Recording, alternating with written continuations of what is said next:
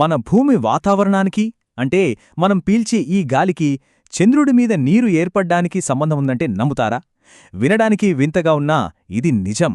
మన గ్రహానికి దాని ఉపగ్రహానికి మధ్య మన కంటికి కనిపించని ఒక అద్భుతమైన బంధముంది. పదండి ఆ కనెక్షన్ ఏంటో తెలుసుకుందాం. ఈ చిత్రం చూడండి.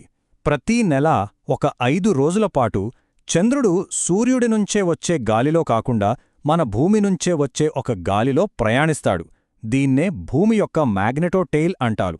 అసలు ఈ ప్రయాణానికి చంద్రుడి మీద నీటికి సంబంధమేంటో చూద్దాం.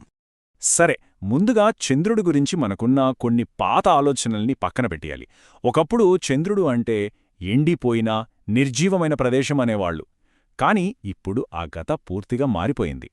చాలా ఏళ్లపాటు నిజానికి అపోలో వ్యోమగాముల తిరిగి వచ్చిన దగ్గర్నుంచి శాస్త్రవేత్తలందరూ ఏమనుకున్నారంటే చంద్రుడు ఒక ఎడారి లాంటివాడని, అక్కడ నీరు ఉండే అవకాశమే లేదని గట్టిగా నమ్మారు.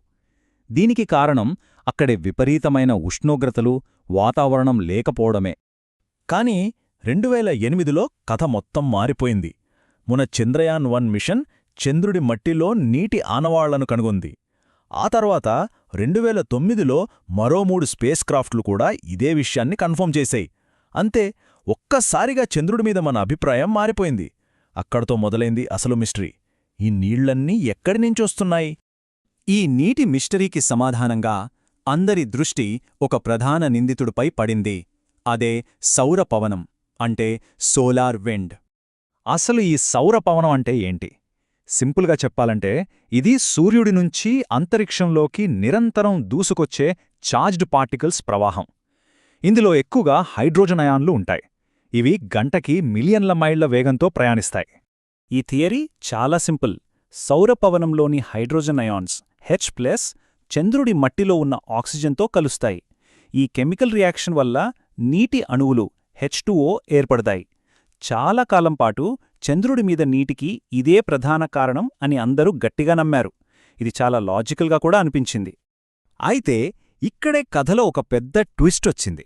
ప్రతీ నెల కొన్ని రోజులపాటు జరిగే ఒక చిన్న విషయం ఈ సౌరపవన సిద్ధాంతం మొత్తాన్ని కేళ్వికురియగా మార్చింది. మనం ముందే మాట్లాడుకున్నాం కదా, ప్రతి నెల ఒక 5 రోజులపాటు చంద్రుడు భూమి యొక్క మ్యాగ్నెటోటెయిల్ అంటే మన గ్రహం యొక్క అయస్కాంత క్షేత్రం యొక్క పొడవాటి తోకలాంటి భాగం గుండా వెళ్తాడు.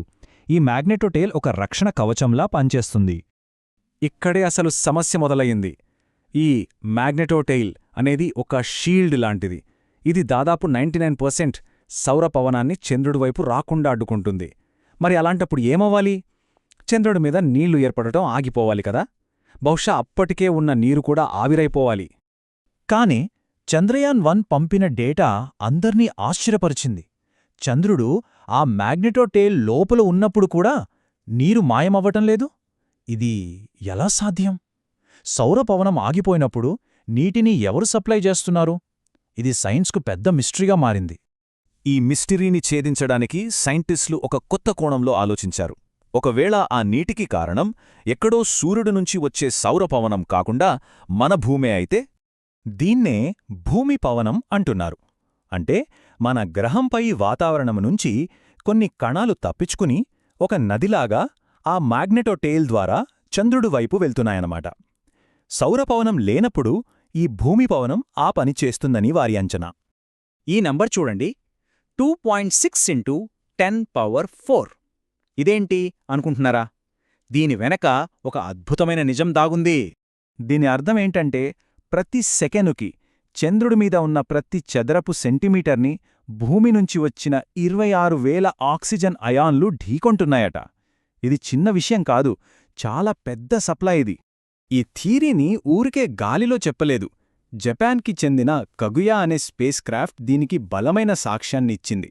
భూమి నుంచి వచ్చిన ఆక్సిజన్ అయాన్లు చంద్రుడి దగ్గర ఉన్నాయని కగుయా డేటా స్పష్టంగా ధృవీకరించింది. ఇంకో తిరుగులేని సాక్ష్యమేంటో తెలుసా? తుప్పు. అవును, చంద్రుడి మీద తుప్పు పట్టిన ఆనవాళ్లు కనుగొన్నారు. ఈ మ్యాప్ చూడండి. ఈ తుప్పంతా ఎక్కడుందో గమనించారా? సరిగ్గా చంద్రుడిలో మనకు కనపడే వైపు మాత్రమే ఉంది. ఎందుకంటే ఆ వైపే కదా భూమి పవనానికి నేరుగా తగిలేది. తుప్పు పట్టడానికి ఆక్సిజన్ కావాలి. ఆ ఆక్సిజన్ భూమి నుంచే వస్తోందని చెప్పడానికి ఇది బలమైన ఆధారం. సో ఇదంతా మనకు ఏం చెప్తోంది? ఇది కేవలం చంద్రుడి మీద నీటి గురించిన కథ కాదు. ఇది మన భూమికి, చంద్రుడికి ఉన్న సంబంధాన్ని కొత్తగా చూపిస్తోంది. దీని నుంచి మనం తెలుసుకోవాల్సిన ముఖ్య విషయాలేంటంటే, చంద్రుడి మీద నీటికి మన భూవాతావరణం కూడా ఒక కారణం. భూమి, చంద్రుడు అనేవి వేర్వేరు కాదు, ఒకదానితో ఒకటి కనెక్ట్ అయిన ఒక సిస్టమ్. మన గ్రహం నీటికి కావలసిన హైడ్రోజన్, తుప్పుపట్టడానికి కావలసిన ఆక్సిజన్ రెండింటినీ పంపిస్తోందన్నమాట. దీనివల్ల చంద్రుడి మీద మన భూమి పాత వాతావరణానికి సంబంధించిన ఆధారాలు కూడా దొరకొచ్చు. అంటే ఆలోచించండి, కొన్ని వందల కోట్ల సంవత్సరాల క్రితం మన భూమి వాతావరణం ఎలా ఉండేదో చెప్పే ఒక టైం క్యాప్స్యూల్ చంద్రుడి మీద గడ్డగట్టుకుపోయుండొచ్చా? చంద్రుణ్ణి అధ్యయనం చేస్తే మన భూమి గతం బయటపడుతుందేమో.